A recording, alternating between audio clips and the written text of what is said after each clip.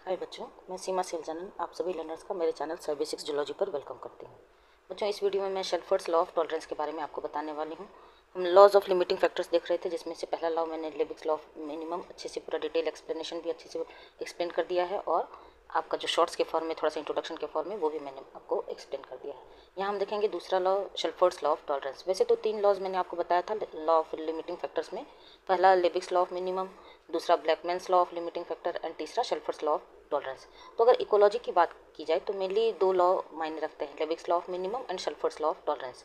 ये जो आपका Blackman's law of limiting factor है वो प्लांट फिजियोलॉजी का पार्ट है, बट मैं जब कंबाइंडली तीनों लॉज को एक लॉन्ग वीडियोज और मैं एक्सप्लेन करूँगी, जिसमें आपको तीनों लॉ ऑफ लिमिटिंग फैक्टर और ये ब्लैकमैन्स लॉ ऑफ मिनिमम और शेल्फर्ड्स लॉ ऑफ टॉलरेंस तीनों को भी मैं एक्सप्लेन करूँगी। ये तो मैं सिंगल 1 बाय 1 एक्सप्लेन कर रही हूँ। जैसे कि लेबिग्स लॉ ऑफ मिनिमम हो गया, ये है शेल्फर्ड्स लॉ ऑफ टॉलरेंस। तो आइए देखते हैं। शेल्फर्ड्स लॉ में मेनली टॉलरेंस रेंज की बात होती है। तो साइंटिस्ट की बात की जाए तो proposed by American zoologist Victor Ernest Shelford in 1911 ईस्वी में American zoologist Victor Ernest Shelford ने प्रपोज किया था इस लॉ को।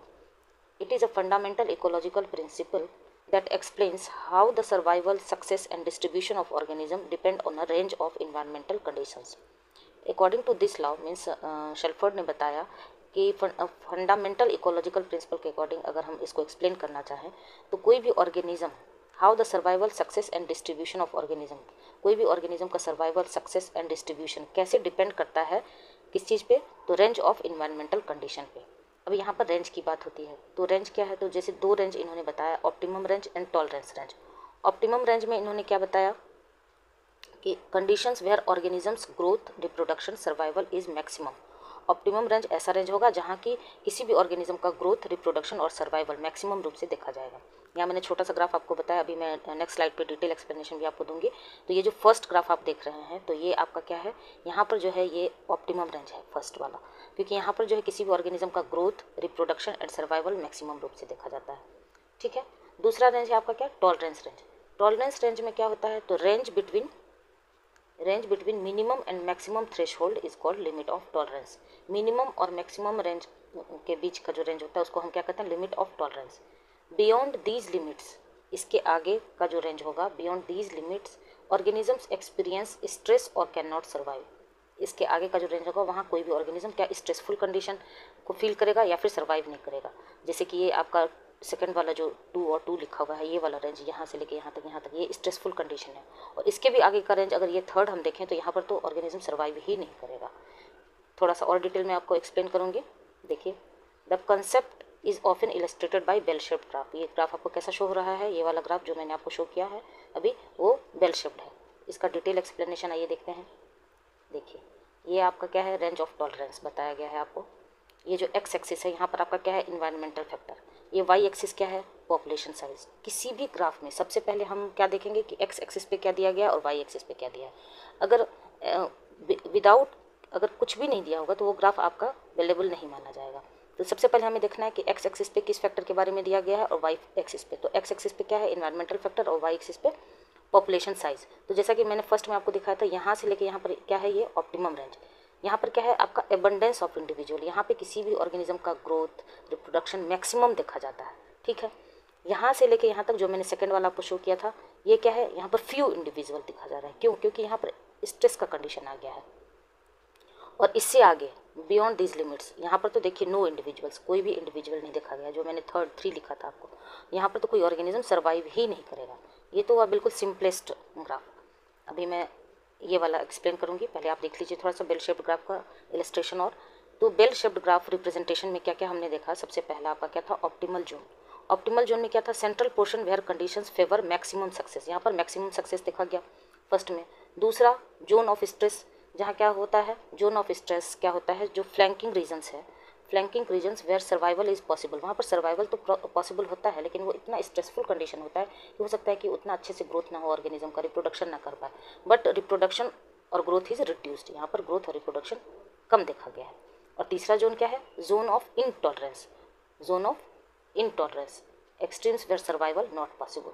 तो यही तो मैंने आपको छोटा सा जो फर्स्ट स्लाइड पे मैंने आपको दिखाया, ये वाला, यहाँ देखिए, ये क्या है आपको, ये है आपका ऑप्टिमम रेंज, जहाँ पे सर्वाइव हो रहा है ऑर्गेनिज्म का।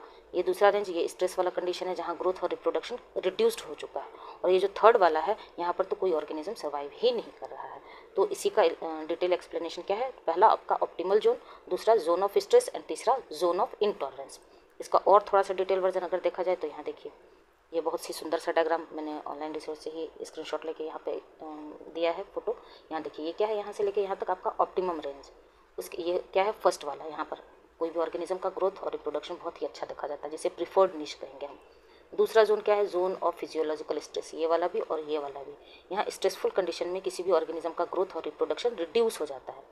और ये थर्ड वाला रीजन क्या है, जोन ऑफ इनटॉलरेंस। नाम से ही क्लियर है कि इनटॉलरेंस, टॉलरेट नहीं कर पा रहा है कोई भी ऑर्गेनिज्म उस रेंज को, तो यहाँ पर किसी भी ऑर्गेनिज्म का ग्रोथ या रिप्रोडक्शन नहीं देखा जाता है, नो इंडिविजुअल। तो इसको क्या कहेंगे, जोन ऑफ इनटॉलरेंस। तो इसमें रेंज की बात हुई है, तो शेल्फर्ड ने 3 रेंज बताया आपको, क्या क्या, optimum range, zone of physiological stress and zone of intolerance. उसी तरह यहाँ पर देखिए, वाई एक्सिस पे क्या है आपका, number of organism, but x axis पे इन्होंने 2 एग्जाम्पल लिया है। कौन कौन सा, यहाँ देखिए, सबसे पहला क्या है आपका पीएच, सबसे पहला आपका क्या है, इन्होंने पीएच लिया है, ठीक है। पीएच में क्या किया है इन्होंने, यहाँ से लेके यहाँ तक आपका है। तो ये वाला जो आपको एरो दिख रहा है यहाँ पर, क्या टू एसिडिक कंडीशन है, जहाँ पे कि ऑर्गेनिज्म बिल्कुल भी सर्वाइव नहीं कर पा रहा है, क्योंकि ये क्या है, अनअवेलेबल निश के कैटेगरी में आ गया। और यहाँ पर इस साइड राइट साइड क्या दिख रहा है, टू अल्कलाइन, ये वाला जो रेंज है बहुत ही अल्कलाइन है, यहाँ पर भी टॉलरेट नहीं कर पा रहा है कोई भी ऑर्गेनिज्म। दूसरा एग्जाम्पल इन्होंने क्या दिया था, दूसरा एग्जाम्पल लिया है इन्होंने टेम्परेचर के बारे में। कौन सा, टेम्परेचर के बारे में। तो टेम्परेचर में यहाँ पर ये वाला रेंज क्या है, टू कोल्ड, और यहाँ पर क्या है, टू हॉट। तो यहाँ पर भी ऑर्गेनिज्म सर्वाइव नहीं कर पा रहा, तो ये इन्होंने एग्जाम्पल के थ्रू समझाया। बाकी शेल्फर्ड ने 3 रेंज बताया आपका, ऑप्टिमम रेंज, जोन और जोन ऑफ फिजियोलॉजिकल स्ट्रेस वाला, और जोन ऑफ इनटॉलरेंस, जिसे कि मैं यहाँ पर भी इस ग्राफ में भी शो हो रहा है, range of tolerance, optimum range बीच वाला आपका ये वाला शो हो रहा है, ऑप्टिमम रेंज जहाँ की एबंडेंस ऑफ इंडिविजुअल देखा गया है। यहाँ पर स्ट्रेस वाला कंडीशन है जहाँ पे फ्यू इंडिविजुअल शो हो रहा है, और ये वाला इनटॉलरेंस रेंज है जहाँ पर कि कोई इंडिविजुअल आपको नहीं शो हो रहा है, नो इंडिविजुअल। तो ये ग्राफ क्लियर हो गया होगा। तो लेबिक्स लॉ ऑफ मिनिमम में क्या था आपका, स्कार्सेस्ट रिसोर्स की बात हो रही थी, कि सारे रिसोर्स ऑलरेडी अवेलेबल होने के बावजूद भी अगर किसी भी एक रिसोर्स की स्कार्सिटी हो जाती है तो उस ऑर्गेनिज्म के ग्रोथ को वो रोक सकता है। और यहाँ पर क्या होता है, यहाँ पर रेंज की बात होती है शेल्फर्ड्स लॉ ऑफ टॉलरेंस में। मैं उम्मीद करती हूँ कि आप अच्छे से समझ गए होंगे। मैंने बहुत ही सिंपलेस्ट वे में आपको समझाने की कोशिश की है।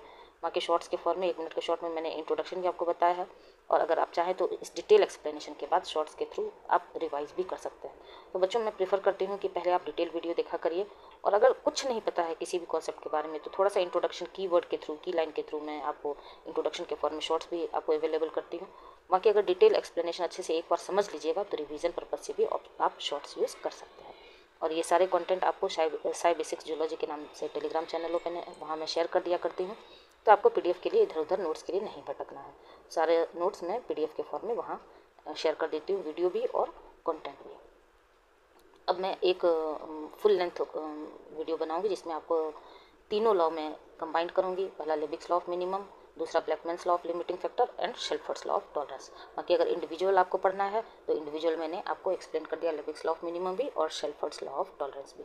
ठीक है, तो बच्चों, मेरा ये पढ़ाने का तरीका, एक्सप्लेनेशन अगर आपको अच्छा लगे तो like and share and subscribe जरूर करिए, अपने दोस्तों में भी शेयर किया करिए, और कुछ भी फीडबैक देना हो तो कमेंट सेक्शन में जरूर बताइएगा। ठीक है, मिलते हैं नेक्स्ट वीडियो में, तब तक के लिए थैंक यू।